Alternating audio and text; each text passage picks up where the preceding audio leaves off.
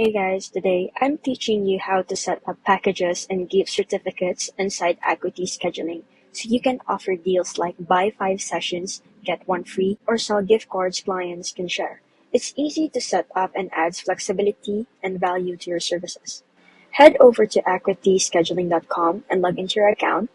On the left-hand side, scroll down and click Packages, Gift Certificates, and Subscriptions. Once inside, tap the New button to start.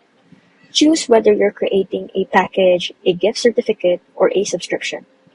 For appointment packages, give your package a clear title, like 5 massage sessions, set the price, number of appointments, and select which appointment types it can be used for. For gift certificates, set a dollar value like $50 or $100. You can upload a branded image and add a custom message for the recipient. Decide how much you'll charge and if it should have an expiration date. This keeps your calendar organized and gives clients a clear window to redeem their sessions. Once you hit save, your new package or certificate will automatically appear on your public booking page under its own section. You can now share the link in your emails, website, or even embed it directly into your site. And that's it. You've just set up packages and gift certificates in Acuity, a smart way to build client loyalty and boost upfront income.